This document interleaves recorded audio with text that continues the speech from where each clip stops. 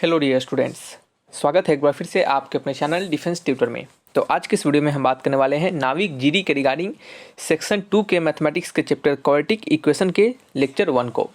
आपको बता दें कि बहुत सारे स्टूडेंट को कन्फ्यूजन होता है, तो आपको हम फिर से बता देते हैं एक बार कि जिस वीडियोज़ के थंबनेल में आपको ऊपर नाविक जीडी डीबी और यांत्रिक लिखा गया होगा वो वीडियोज़ आप सभी स्टूडेंट के लिए है, यानी वो वीडियोज़ आप सभी जीडी डीबी और यांत्रिक सभी स्टूडेंट के लिए है, क्योंकि वो सेक्शन 1 के वीडियोज़ होंगे और वो सबों के लिए कंपलसरी होगा। ये जो वीडियोज़ है वो नाविक जीडी का, ये नाविक जीडी सिर्फ नाविक जीडी वाले बच्चों के लिए इंपॉर्टेंट है, यानी ये सिर्फ नाविक जीडी वाले बच्चों के लिए है, क्योंकि नाविक जीडी में सेक्शन 2 में भी पेपर आता है और जिसमें कि मैथ और फिजिक्स पूछा जाता है। तो यह आपके मैथ और फिजिक्स में का मैथ्स का पार्ट है, फिजिक्स के अलग है, ठीक है। तो कंफ्यूज नहीं होना है, ठीक है। तो चलिए बढ़ते हैं अपने इस वीडियो लेक्चर्स की ओर। और आपको बता दें कि इससे पहले हमने आपके कैलकुलस खत्म कर दिया है, साथ ही साथ हमने आपको ट्रिग्नोमेट्री खत्म कर दिया है आपके। उसके बाद हमने आपको ये अलजेब्रा में जब हम आए हैं तो अलजेब्रा में हमने सीक्वेंस एंड सीरीज को खत्म किया है, देन फिर कम्प्लेक्स नंबर को खत्म किया है, और ये है हमारा क्वाड्रेटिक इक्वेशन। क्वाड्रेटिक इक्वेशन जैसे ही खत्म होगा देन फिर हम परम्यूटेशन कॉम्बिनेशन पढ़ेंगे और बायनोमियल्स थ्योरम पढ़ेंगे। इन दोनों को खत्म करने के बाद उसके बाद पढ़ेंगे हम मैट्रिसेस एंड डिटरमिनेंट, देन फिर हमारा अलजेब्रा पोर्शन भी खत्म हो जाएगा, ठीक है।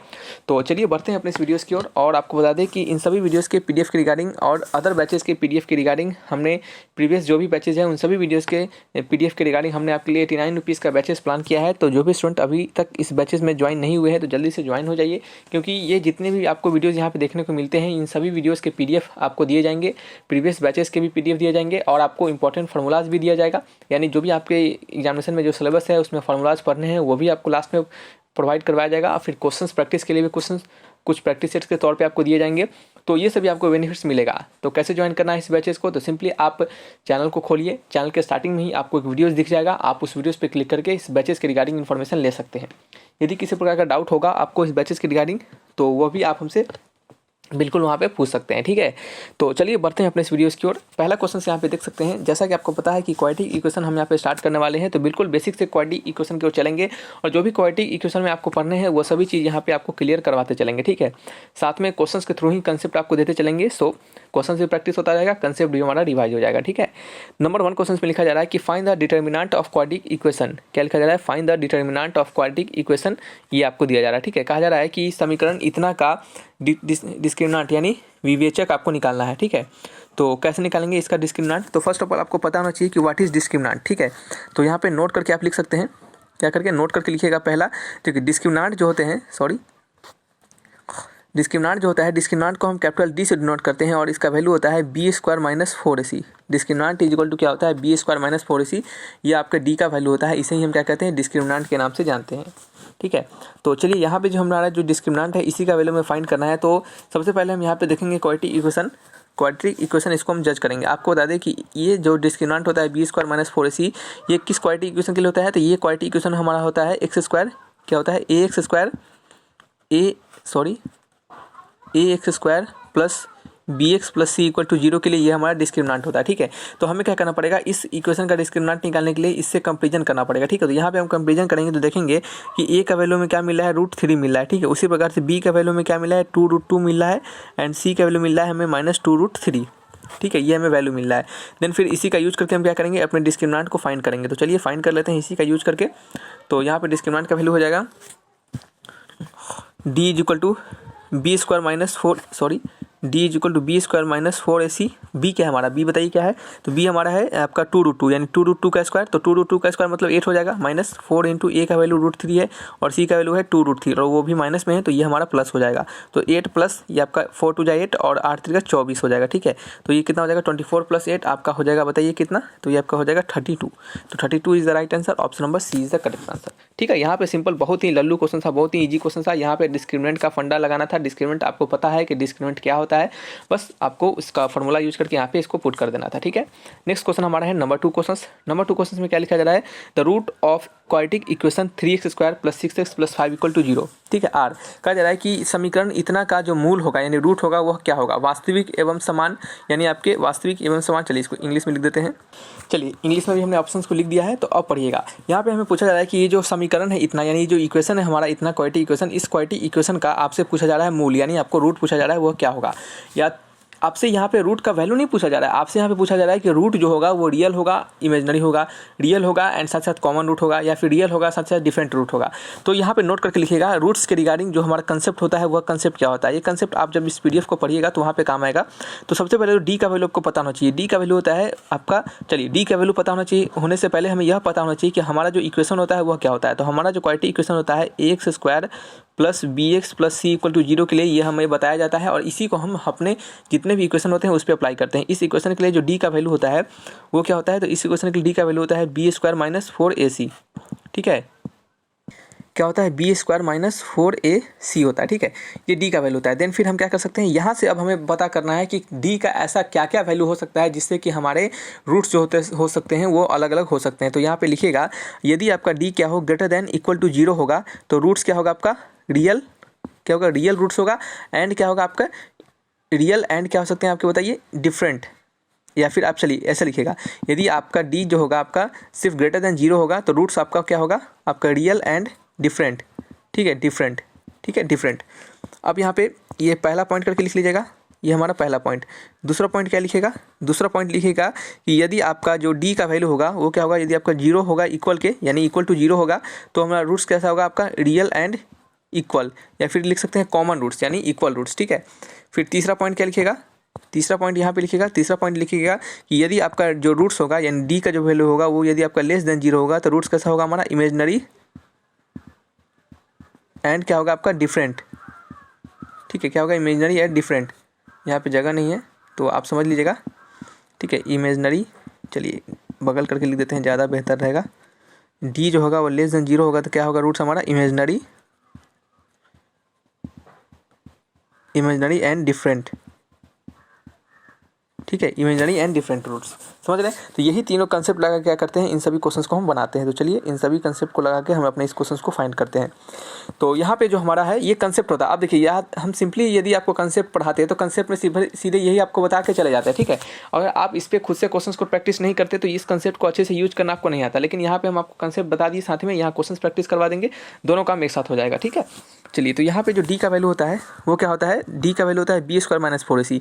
बी क्या है यहाँ पे 6 है, तो 6 का स्क्वायर माइनस 4, ये कितना है 3 है, और c कितना है 5 है। तो चलिए निकालते हैं इसका वैल्यू। तो इसका वैल्यू निकालेंगे तो हमारा होगा 6 × 36 माइनस 5 4 × 20 और क्या होगा 60 होगा। यानी देख सकते हैं ये क्या हो रहा है हमारा निगेटिव में आ रहा है। डी का वैल्यू जो हो रहा है वो निगेटिव में आ रहा है। अब निगेटिव में कितना आ रहा है उससे कोई मतलब नहीं है। अच्छा चलिए निकाल लेते हैं, उससे भी मतलब रख लेते हैं। तो हमारा आ रहा है 24, वो भी माइनस में। ठीक है, तो ये हमारा माइनस में आ रहा है 24, यानी कहने का मतलब ये क्या है लेस देन 0 है। यदि आपका डी का वैल्यू क्या हो लेस देन 0 हो तो हम कह सकते हैं कि हमारा रूट्स कैसा होगा इमेजनरी, क्या होगा रूट्स हमारा इमेजनरी होंगे एंड क्या होंगे आपके डिफरेंट होंगे एंड डिफरेंट। ठीक है, इमेजनरी एंड डिफरेंट, या फिर लिख सकते हैं असमान यानी अनइक्वल। ठीक है, तो ये इसका आंसर होगा option number C is the right answer, काल्पनिक एवं असमान यानी इमेजनरी एंड डिफरेंट। ठीक है, नेक्स्ट क्वेश्चन क्या है हमारा, नेक्स्ट क्वेश्चन आपका नंबर थर्ड क्वेश्चन।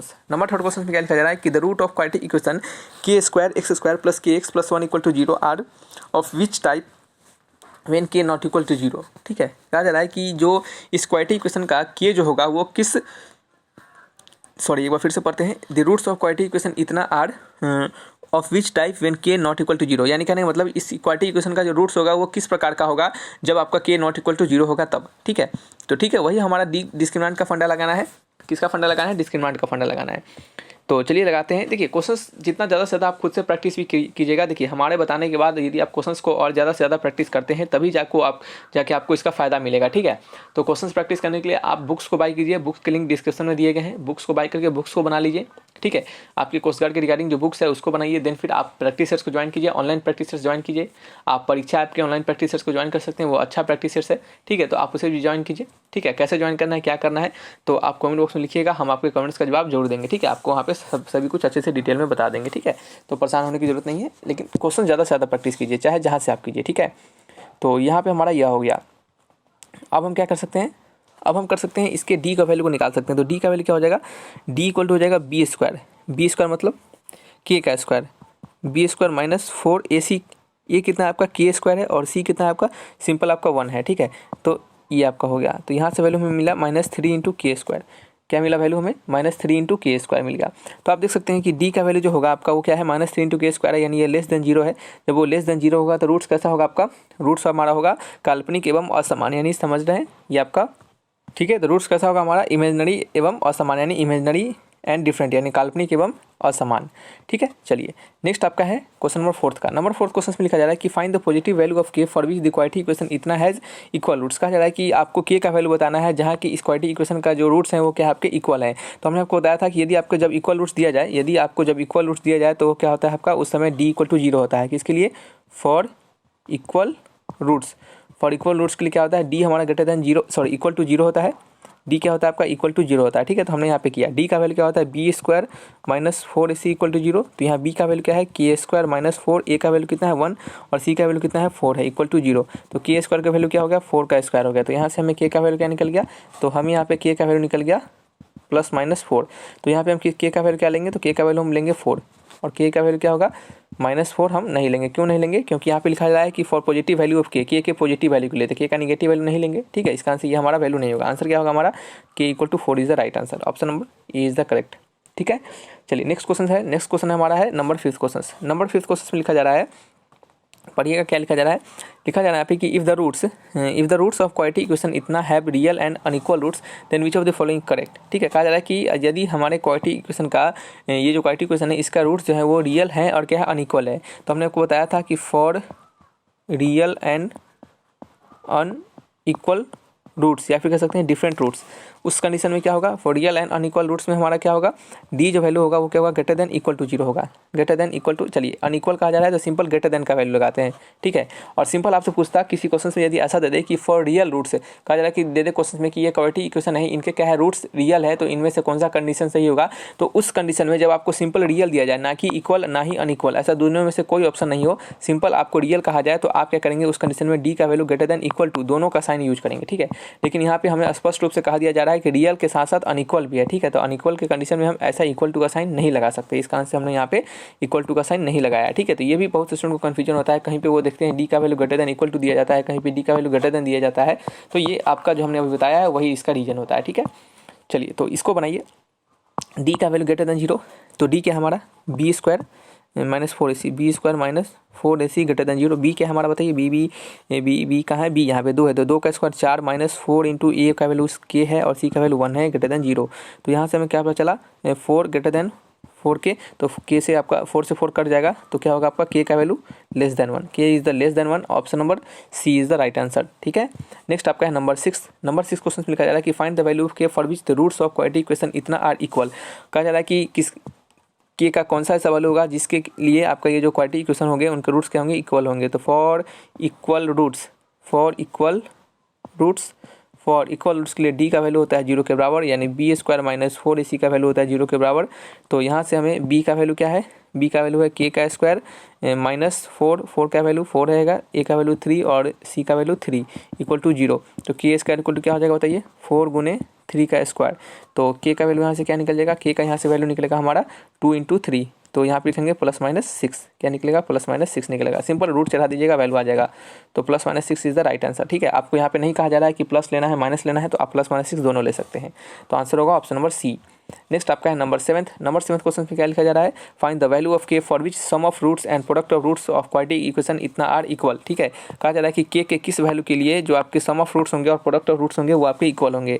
तो यहाँ पे नोट करके लिख लीजिएगा कुछ कंसेप्ट क्या होगा आपका, अगर आपको quadratic equation x² + bx + c = 0 दिया गया हो, तो इस क्वाड्रेटिक इक्वेशन के लिए जो सम ऑफ रूट्स होते हैं, यानी अल्फा प्लस बीटा, अगर मानते हैं कि अल्फा बीटा इन दोनों, अगर हम मानते हैं अल्फा बीटा इस क्वाड्रेटिक इक्वेशन के रूट्स हैं, यदि हम मानते हैं कि अल्फा बीटा इस क्वाड्रेटिक इक्वेशन के रूट्स हैं, तो सम ऑफ रूट्स यानी सम ऑफ अल्फा एंड बीटा, यानी सम ऑफ द रूट्स होंगे, यानी अल्फा प्लस बीटा होंगे, वो क्या होंगे, -b/a होगा।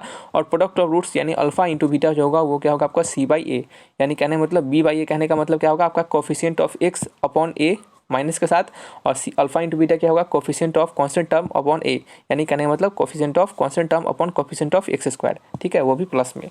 ठीक है, चलिए तो इसी क्वेश्चन के अकॉर्डिंग हमें कहा जा रहा है कि सम ऑफ रूट जो है हमारे इस इक्वेशन के लिए सम ऑफ रूट्स यानी अल्फा प्लस बीटा जो है वो क्या आपके प्रोडक्ट ऑफ रूट्स के बराबर है, यानी अल्फा प्लस बीटा इक्वल है अल्फा इंटू बीटा के हमारे क्वेश्चन के अनुसार।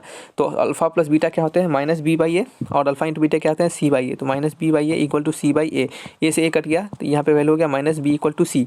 तो बी का वैल्यू क्या हमारा है 2k प्लस 1, तो minus times of 2k minus times of 1 equal to C का वैल्यू क्या है आपका, यही पूरा वाला वैल्यू है सी का, तो ये आपका है माइनस के माइनस 5, क्या है माइनस के आपका और माइनस 5। तो यहाँ से हम सॉल्व करते हैं तो देखते हैं क्या हमारा कि इधर से के अगर आएगा तो ये आपका माइनस के हो जाएगा इक्वल टू, अगर ये आपका -1 इधर चला जाएगा तो ये आपका -4 हो जाएगा।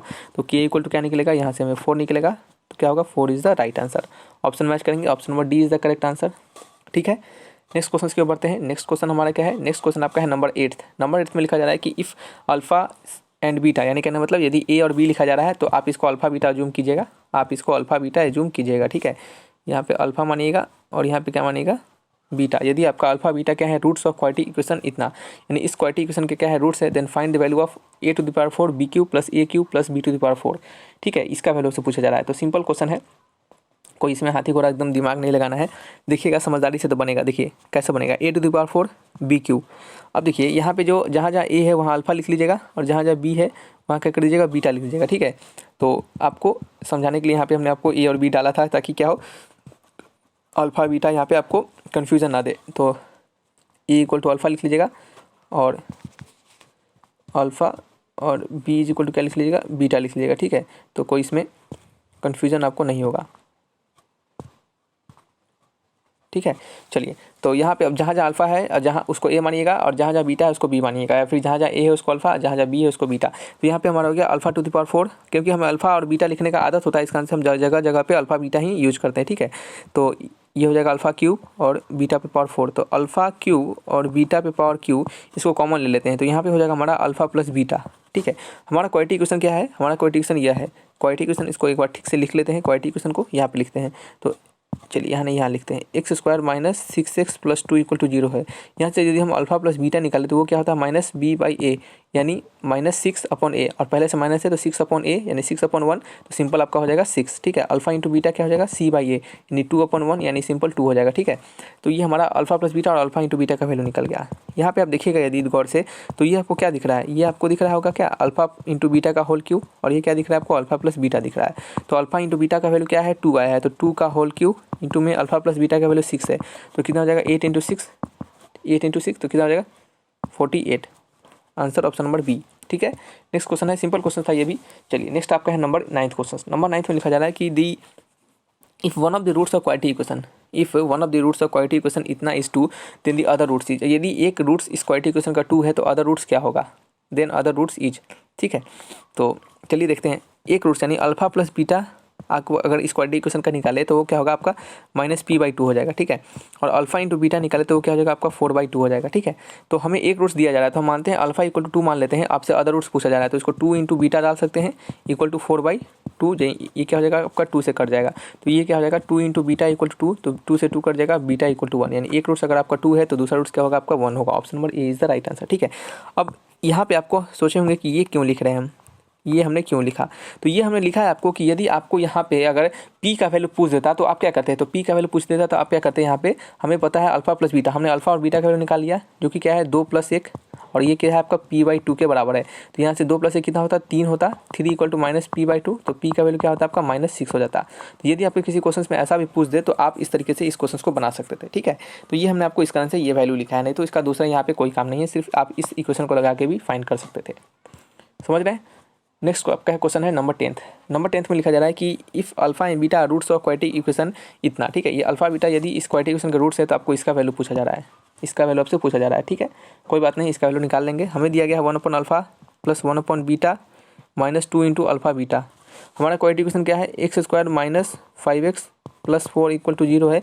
यहाँ से यदि हम सम ऑफ रूट्स निकालें तो वो क्या होगा आपका -5 और पहले से माइनस लगता है तो +5/1 यानी सिंपल 5।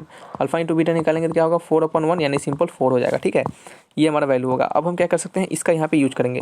चलिए इसमें से क्या करेंगे, अल्फा बीटा एलसीएम लेंगे, तो अल्फा बीटा एलसीएम हो जाएगा, तो ऊपर क्या हो जाएगा बीटा प्लस अल्फा यानी simple alpha plus beta minus में 2 into alpha beta. Alpha plus beta का वैल्यू क्या निकाला हमने 5 है और नीचे क्या है आपका 4 है। -2 times of alpha into beta का वैल्यू क्या निकाला हमने 4 निकाला, तो ये क्या हो जाएगा आपका 8 हो जाएगा। क्या हो जाएगा 8 हो जाएगा। तो यहाँ पे एलसीएम लेंगे तो कितना हो जाएगा आपका -27/4। -27/4 is the right answer.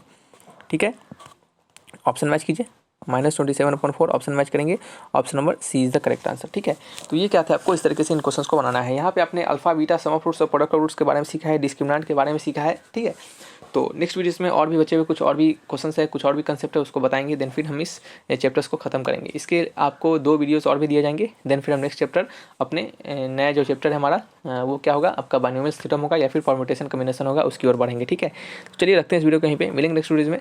Thanks for watching my video, तब तक के लिए बाय बाय।